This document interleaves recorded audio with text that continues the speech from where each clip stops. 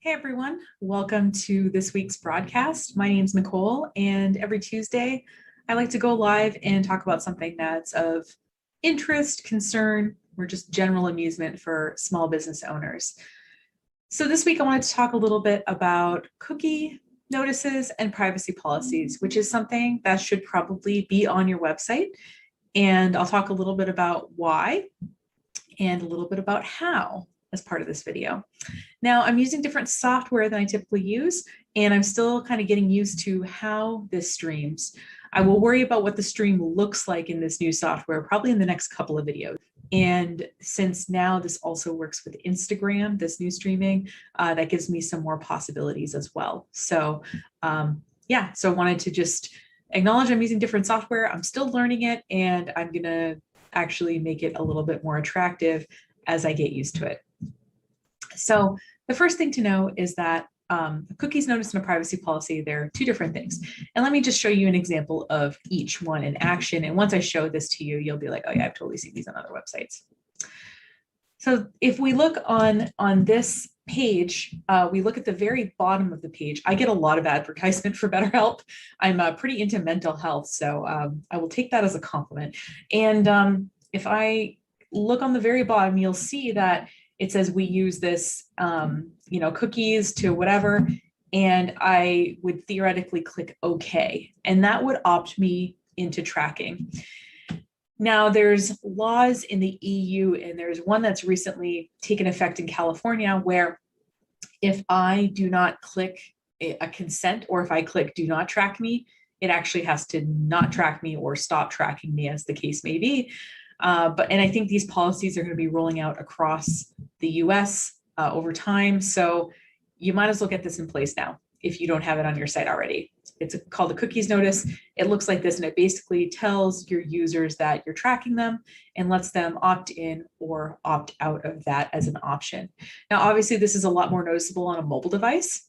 So like I could, if I close this out, I'm theoretically not being tracked because I have not said okay.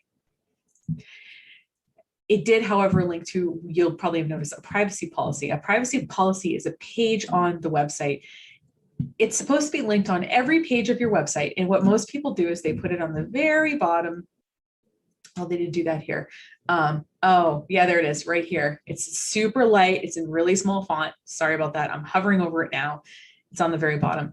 So most people, when they write a privacy policy, will put it on the footer of all of their website, of all pages of their website, because it's supposed to be linked on every page, but they probably don't want to use their main menu for that.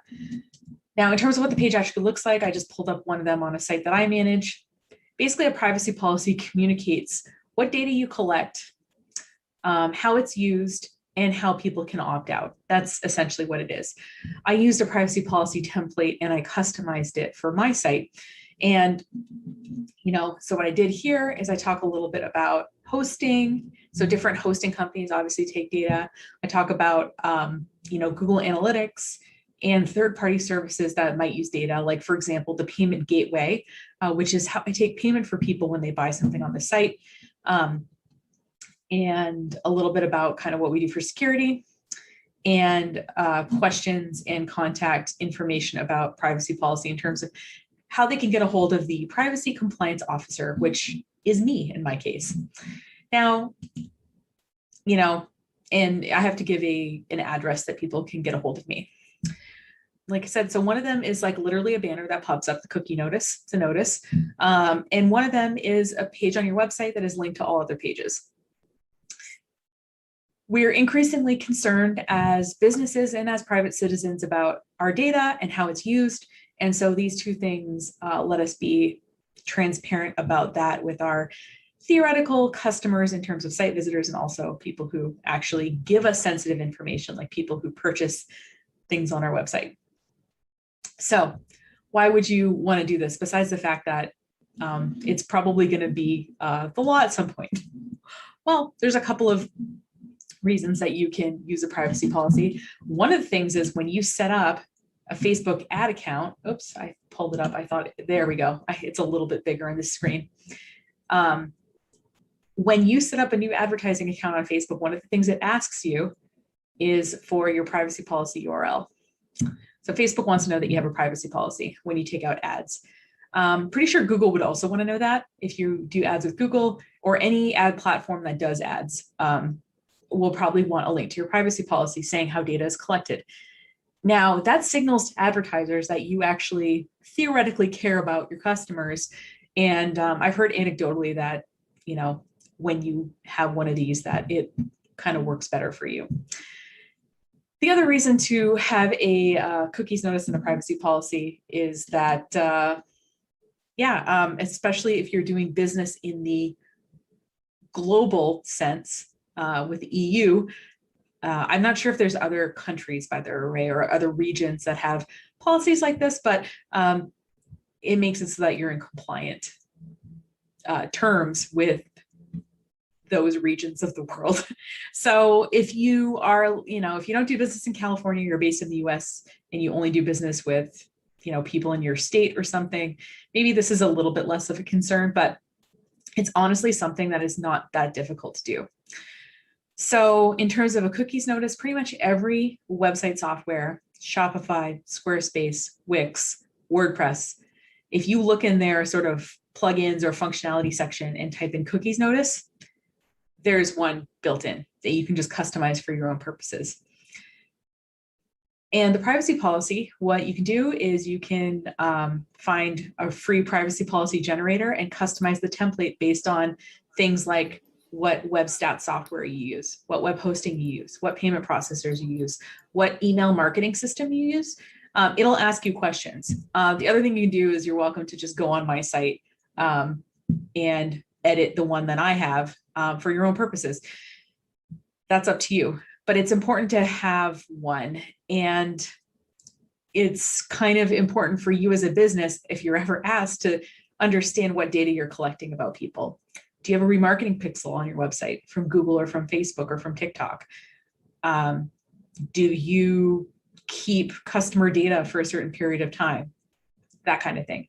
It's important for you as a business owner to know that, even if you're not the one who necessarily would deal with it if there was a problem, at least you would sort of understand the moving parts that have to do with your online business.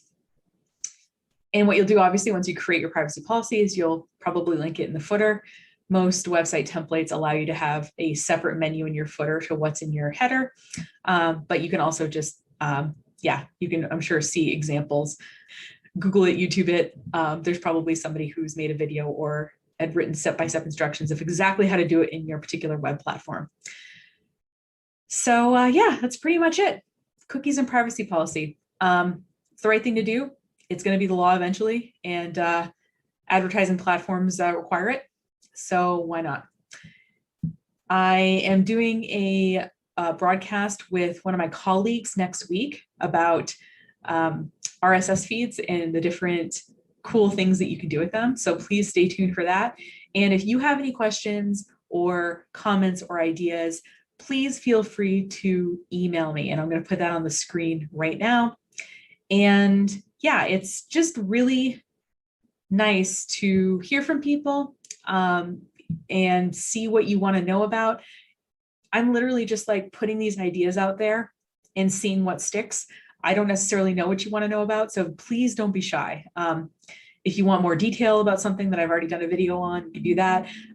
You can see all of my past videos if you, wherever you're watching this now, minus Instagram, because I just started with Instagram streaming this particular week. You can go back to that particular page wherever you're watching this, and you can see all of my videos that I've posted in the past. And if you want to learn more, please feel free to reach out. I do consultations with people and look at their particular business information and try to make recommendations based on what they need. And that's something that I totally will do. Again, my name is Nicole, and thanks for watching.